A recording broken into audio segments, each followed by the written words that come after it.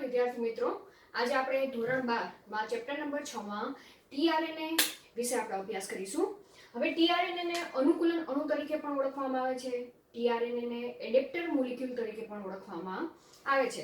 તો ટીઆરએનએ શું છે, તેનું શું કાર્ય છે, બરાબર? આરએનએ નો એક પ્રકાર છે જે આપણે આગળના લેક્ચરમાં આરએનએ ના પ્રકારોમાં થોડીક ચર્ચા આપણે કરી ગયા હતા, બરાબર? હવે અત્યારે આપણે તેના સ્ટ્રક્ચર વિશે થોડી ઘણી ચર્ચા કરીશું. તો ટીઆરએનએ તેના નામ ઉપરથી તમને ખ્યાલ આવી જાય છે કે જેને ટ્રાન્સફર આરએનએ પણ તરીકે તેને ઓળખવામાં આવે છે. એટલે કે ટ્રાન્સફર એટલે શું કરે છે, તે એમિનો એસિડનું ટ્રાન્સફર કરે છે. હવે ક્યાંથી ક્યાં એમિનો એસિડનું ટ્રાન્સફર કરે છે, પ્રશ્ન એ ઉદ્ભવે. તો જ્યારે પ્રોટીન સંશ્લેષણની પ્રક્રિયા થાય ત્યારે ટીઆરએનએ એ એમઆરએનએ શૃંખલાને વાંચે છે, બરાબર?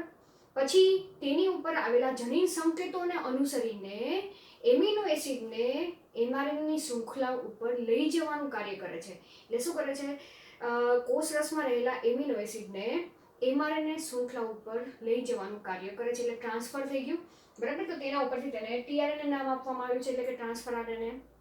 હવે આપણે થોડાક તેના ઇતિહાસ વિશે ચર્ચા કરી નાખી કે આની પ્રસ્તાવના, ટીઆરએનએની પ્રસ્તાવના એટલે કે અનુકૂલન અણુની પ્રસ્તાવના કયા વૈજ્ઞાનિકે આપેલી હતી? તો અહીંયા ફ્રાન્સિસ ક્રિક, બરાબર? ક્રિક નામના વૈજ્ઞાનિક જે હતા, બરાબર, તેને રજૂઆત કરેલી હતી કે કોઈ એવું અણુ હશે કોષ રસમાં, બરાબર? તેને શું રજૂઆત કરેલી હતી કે કોઈ એવો અણુ હશે જે એમઆરએનએ શૃંખલા ઉપર રહેલા જનીન સંકેતને વાંચે, બરાબર? એમઆરએનએ શૃંખલા ઉપર રહેલ જનીન સંકેતને વાંચે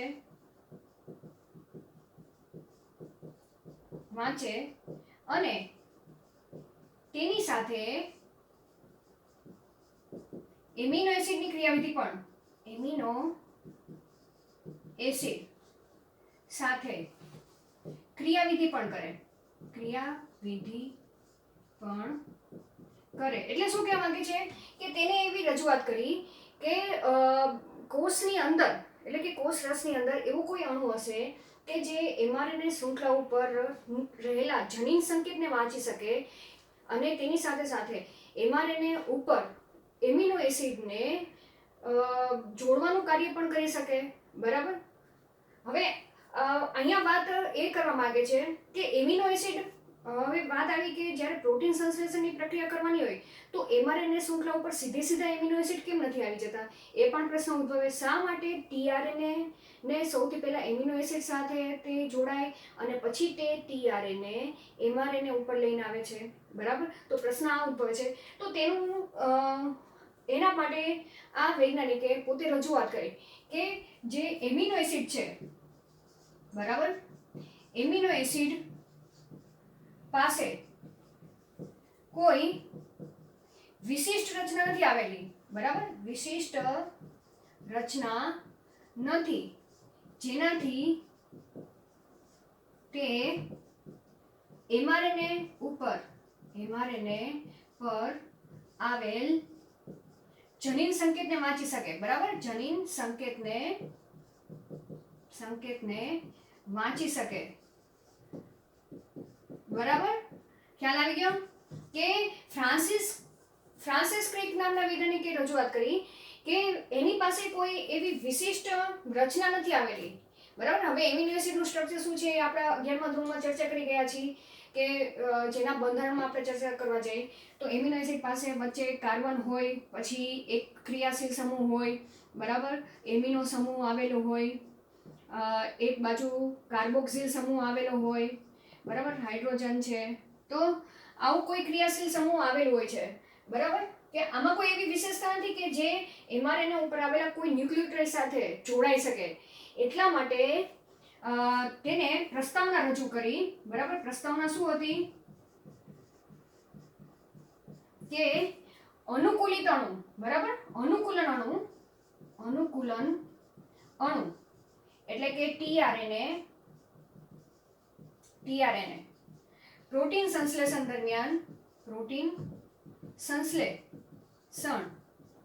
દરમિયાન શું કરે છે? એમઆરએનએ ઉપર એમઆરએનએ પર આવેલ જનીન સંકેતને ઓળખે છે. જનીન સંકેત ને પેલા તો વાંચે છે, બરાબર, વાંચે છે અને તેને અનુરૂપ એમિનો એસિડ ને કોષરસમાંથી લઈ અને એમઆરએનએ પર આવે છે.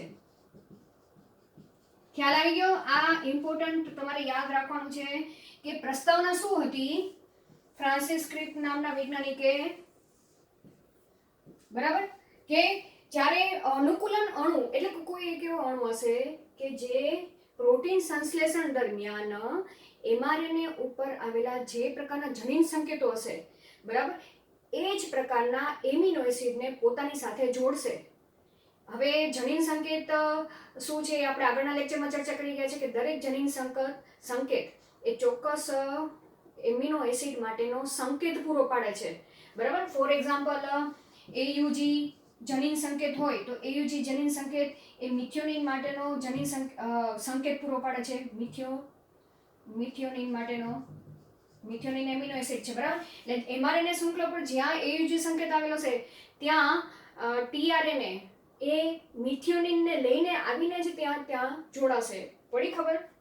તો આવી પ્રસ્તાવના રજૂ કરી અને તેને આધારે પછી ત્યારબાદ ઘણા બધા સંશોધન થતા ગયા, બરાબર, કે વિશિષ્ટ પ્રકારના ખાસ જોવા જઈએ તો ટીઆરએનએ નું આપણે સ્ટ્રક્ચર, હવે બંધારણ વિશે આપણે ચર્ચા કરી, બરાબર, કે આના ઉપરથી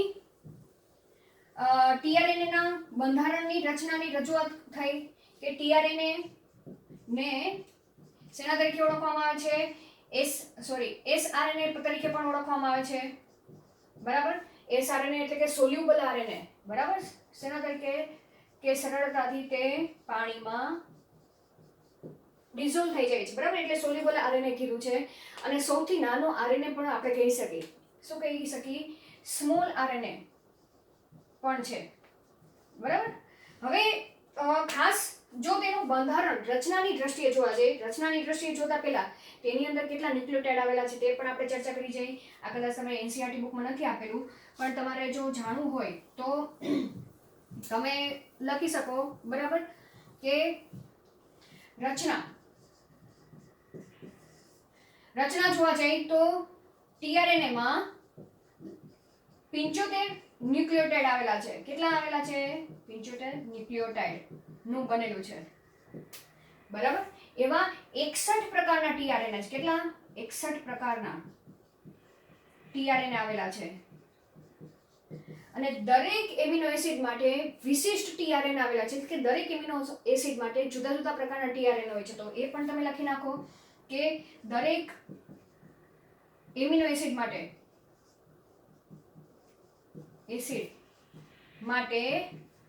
જુદા જુદા ટીઆરએનએ હોય છે. ટીઆરએનએ ક્યાં હોય છે? કોષરસમાં હોય છે, યાદ રાખજો, બરાબર. કોષરસમાં હોય છે. હવે કેટલા પ્રકારના એમિનો એસિડ છે? 20 પ્રકારના એમિનો એસિડ છે, બરાબર. અને 20 પ્રકારના એમિનો એસિડ માટે જુદા જુદા ટીઆરએનએ કોષરસની અંદર આવેલા હોય છે. વાત આવી કે હવે આમાં જો તેનો આકાર જોવા જઈએ, બરાબર, એમાં આપણે આકારની દ્રષ્ટિએ જોવા જઈએ તો તે ઊંધા એલ આકારનો જોવા મળે છે, બરાબર. શેના જેવો જોવા મળે છે? ઊંધા એલ આકારનો જોવા મળે છે, બરાબર. અને ખાસ જોવા જઈએ તો ક્લોવરના પણ જેવું તે દેખાય છે, બરાબર. શેના જેવું દેખાય છે? ક્લોવરના પણ જેવું ટીઆરએનએ જોવા મળે છે. તો આ બધા એમસીક્યુ માટે તમારે ખાસ યાદ રાખવાના છે કે ટીઆરએનએ શેના જેવું દેખાય છે? ક્લોવરના પણ જેવું દેખાય છે. ઊંધા એલ જેવું પણ તે જોવા મળે છે, બરાબર. ખાસ કરીને જોવા જઈએ તો કેવું બંધારણ, તેનું દ્વિતીય બંધારણ, બરાબર, પ્રાઇમરી બંધારણ નહીં પણ દ્વિતીય બંધારણ. તો અહીંયા તમે લખી શકો દ્વિતીય બંધારણમાં પ્રાઇમરી બંધારણમાં તો કેવું હશે, તે લાંબી પોલી ન્યુક્લિયોટાઇડની શૃંખલા હશે. પછી જ્યારે દ્વિતીય બંધારણમાં તે જોવા મળે, બરાબર, કે દ્વિતીય બંધારણમાં તે રૂપાંતર પામે ત્યારે તે ઊંડા એલ આકારનું અથવા તો ક્લોવરના પર્ણ જેવું તે જોવા મળે છે. તો હવે આપણે તે કેવું જોવા મળે છે તે આપણે અહીંયા કરી તો તેની 3 પ્રકારની લૂપ તેની અંદર હાજર જોવા મળે છે, બરાબર. આકૃતિ સાવ સહેલી છે, તમે પણ દોરી શકશો. આ રીતે તમારે લૂપ દેખાડી દેવાની, બરાબર, અને એ લૂપના તમારે નામ આપી દેવાના. અહીંયા જેમ mRNA ની શૃંખલામાં 5 પ્રાઇમ થી 3 પ્રાઇમ હોય, સેમ એ જ રીતે tRNA પણ 5 પ્રાઇમ થી 3 પ્રાઇમ સંશ્લેષણ પામે છે, બરાબર. પણ જે તેનું પ્રાથમિક બંધારણ છે તે તેના દ્વિતીય બંધારણમાં રૂપાંતર પામે છે અને તે આ રીતે ક્લોવરના પર્ણ જેવી સ્વરૂપમાં રૂપાંતર પામી જાય છે. આ શું છે? tRNA છે, બરાબર. હવે tRNA હવે અહીંયા 3 પ્રાઇમ છે અને આ 5 પ્રાઇમ છે. હવે તમને ખબર જ છે 5 પ્રાઇમનો છેડે હંમેશા ફોસ્ફરસ ગ્રુપ મુક્ત હોય અને 3 પ્રાઇમના છેડે હંમેશા OH સમૂહ મુક્ત હોય, બરાબર. આપણે ખબર છે 3 પ્રાઇમ શેના આધારે નામ આપીએ છીએ? અહીંયા OH ગ્રુપ મુક્ત હોય છે તેના આધારે આપણે તે છેડાને 3 પ્રાઇમ કહીએ છીએ, બરાબર. તો હવે આ દરેકના સ્થાન વિશે આપણે ચર્ચા કરી નાખી. ચલો, આ જે લૂપ છે આને શું કહેવાશે? લૂપ કહેવાશે, બરાબર. કેટલા લૂપ જોવા મળે છે? 3 લૂપ જોવા મળે છે. આ 3 લૂપ છે જેમાં ટી સાઈ સી આ લૂપ છે તેને ટી સાઈ સી લૂપ તરીકે ઓળખવામાં આવે છે, બરાબર. આ લૂપ છે તેને ડી લૂપ તરીકે ઓળખવામાં આવે છે, લૂપ, બરાબર. પ્રતિસંકેત લૂપ કહે છે. શું કહે છે? પ્રતિસંકેત લૂપ તરીકે ઓળખવામાં આવે છે. હવે અહીંયા તમારે લખવું હોય તો લખી શકો, બરાબર. tRNA નો એક છેડે શું આવેલું છે? પ્રતિસંકેત લૂપ આવેલું છે, પ્રતિસંકેત લૂપ, બરાબર. હવે પ્રતિસંકેત લૂપ નામ ઉપરથી તમને થોડી ઘણી તો આઈડિયા આવી જશે કે પ્રતિસંકેત લૂપ. હવે સંકેત જનીન સંકેત લૂપ, બરાબર, તમે એ પણ રીતે કહી શકો.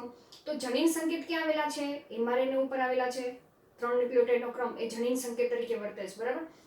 અને એ જનીન સંકેતના પૂરક ન્યુક્લિયોટાઇડ કે પૂરક બેઝ એ tRNA ના નીચેના લૂપમાં ગોઠવાયેલા જોવા મળે છે.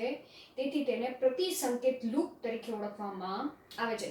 શું કહેવા માંગે છે? ચલો હું અહીં લખી દઉં એટલે તમને યાદ આવી જાય. પ્રતિસંકેત લૂપ એટલે શું? કે mRNA શૃંખલા પર આવેલ જનીન સંકેત ના પૂરક બેઝ, પૂરક, આ યાદ રાખજો, બરાબર. શું કે છે? હું બીજી પેનથી લખું એટલે તમને યાદ રહે, બરાબર. પૂરક બેઝ ક્યાં આવેલા છે? પ્રતિસંકેતમાં આવેલા છે, પ્રતિસંકેત લૂપમાં આવેલા છે, લૂપમાં આવેલ છે. ખ્યાલ આવી ગયો, બરાબર. શું કહેવા માંગે છે? mRNA શૃંખલા ઉપર જે પ્રકારના જનીન સંકેત હશે, ફોર એક્ઝામ્પલ mRNA શૃંખલા, બરાબર, mRNA શૃંખલા ઉપર અહીંયા સમજી લો કે AUG કોડ હોય તો AUG કોડ એટલે કે AUG જનીન સંકેતને વાંચવા માટે નો tRNA કોષરસમાં હશે તે tRNA ના આ નીચેના લૂપના છેડે, બરાબર, અહીંયા 3 પૂરક ન્યુક્લિયોટાઇડ આવેલા હશે. AUG ને પૂરક કયા હશે? A નો પૂરક બેઝ કયો કહેવાશે? U કહેવાશે, બરાબર. U નો પૂરક A કહેવાશે અને G નો પૂરક C કહેવાશે. તો આ પ્રકારનો tRNA કોષ રસની અંદર હાજર હોય છે. તો આવા જેટલા જનીન સંકેતો લગભગ આપણે કેટલી ચર્ચા કરી છે? 64 પ્રકારના જનીન સંકેતો છે. એમાં 61 પ્રકારના જનીન સંકેત આપણે જોઈ ગયા, બરાબર. બાકીના 3 જનીન સંકેત કેવા હોય છે? સ્ટોપ કોડોન કહેવાય છે તેને, બરાબર. સમાપ્તિ સંકેત. તો એવી જ રીતના અહીંયા 61 પ્રકારના ટીઆરએનએ તમને કીધું છે. એટલે દરેક જનીન સંકેતને વાંચવા માટેના, એટલે કે દરેક જનીન સંકેતને પૂરક બેઝ ધરાવતા ટીઆરએનએ, એ પ્રતિસંકેત લૂપ ધરાવતા ટીઆરએનએ કોષ રસની અંદર હાજર હોય છે. તો આવડી જશે તમને, બરાબર. ફોર એક્ઝામ્પલ સિરીન માટે આપણે જોવા જઈએ તો યુસીજી છે, એ સિરીન માટેનો જનીન સંકેત છે, બરાબર. તો યુસીજી જનીન સંકેતને વાંચવા માટેનો ટીઆરએનએ માં પ્રતિસંકેત લૂપ પાસે કયા બેઝ આવેલા હશે? આના પૂરક આવેલા હશે, બરાબર. કયા હશે?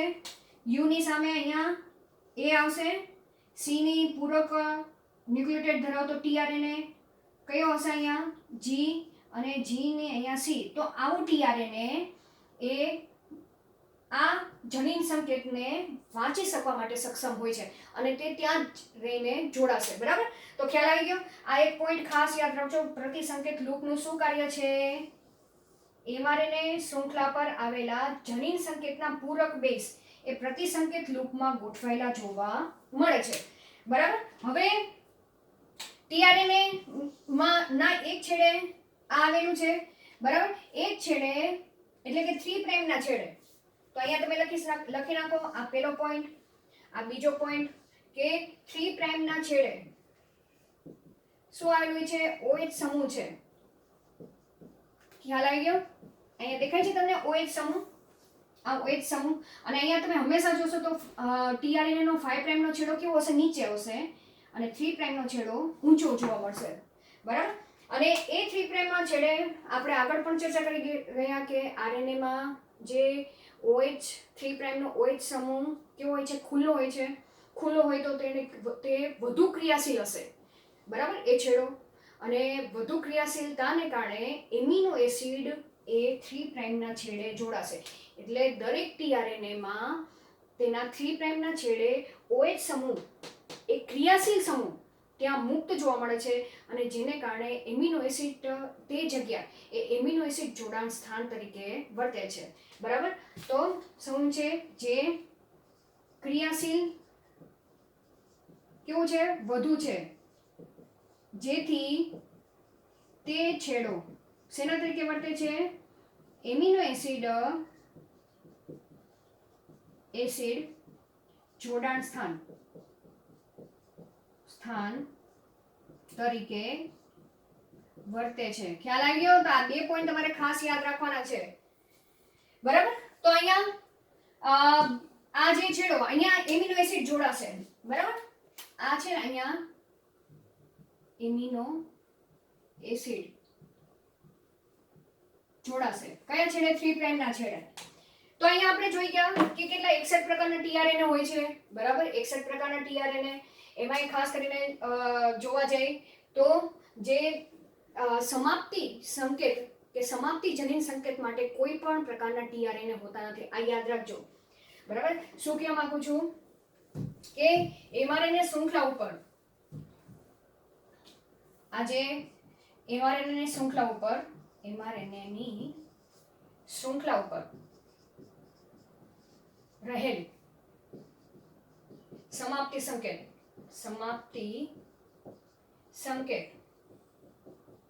હવે કયા સમાપ્તિ સંકેત છે? ચલો યાદ કરો ફટાફટ, નહીં તો પછી હું જ લખી નાખું છું. સમાપ્તિ સંકેત તરીકે UAG, UGA અને UAA. ખ્યાલ આવી ગયો? યાદ આવી ગયું? આ તો યાદ જ રાખવાના, જેના માટે કોઈ પણ પ્રકારના ટીઆરએનએ હોતા નથી, બરાબર. હોતા નથી, બરાબર. 61 પ્રકારના જનીન સંકેત છે. આમ તો 64 છે જનીન સંકેત, એમાંથી 3 જનીન સંકેત કેવા છે? સમાપ્તિ સંકેત. તો 61 પ્રકારના જનીન સંકેતના પૂરક પ્રતિસંકેત ધરાવતા ટીઆરએનએ 61 પ્રકારના કોષ રસની અંદર જોવા મળે છે. પરંતુ એમઆરએનએ ઉપર આવેલા જે 3 સમાપ્તિ સંકેતો છે તેના માટેના કોઈ પણ પ્રકારના ટીઆરએનએ કોષ રસની અંદર હાજર હોતા નથી. તો અત્યારે એનસીઈઆરટી બુક પ્રમાણે તમારે આટલી માહિતી તમને કદાચ 2 માર્ક્સમાં પૂછે tRNA તો તમે સરળતાથી લખી શકશો, બરાબર. તેના મુખ્ય ટી સાઈ સી લૂપ વિશે તમારે કોઈ ચર્ચા નથી કરવાની, ડી લૂપ વિશે પણ કોઈ ચર્ચા નથી કરવાની. જો તમારે જાણવું હોય તો આપણે થોડીક ચર્ચા કરી નાખી કે આ જે લૂપ છે, કઈ ટી સાઈ સી લૂપ, એ રિબોઝોમ સાથે જોડાવા એટલે કે રિબોઝોમ સાઇટ ત્યાં જોડાઈ શકે છે, બરાબર. એટલે કે આ સાઇટની મદદથી તે રિબોઝોમ સાથે જોડાય છે tRNA ઇન ધ શોર્ટ, બરાબર. અને ખાસ કરીને પ્રોટીન સંશ્લેષણની પ્રક્રિયા દરમિયાન રિબોઝોમનો જે મોટો ભાગ છે, મોટો એકમ છે, ત્યાં કઈ જગ્યાએ જોડાવાનું છે ને એ આ જગ્યાની મદદથી ખ્યાલ આવશે, બરાબર. તો અહીંયા આપણે tRNA વિશે આપણે અભ્યાસ પૂર્ણ કરી છીએ. આગળના લેક્ચરમાં આપણે પ્રોટીન સંશ્લેષણ વિશે આપણે અભ્યાસ કરીશું. Thank you.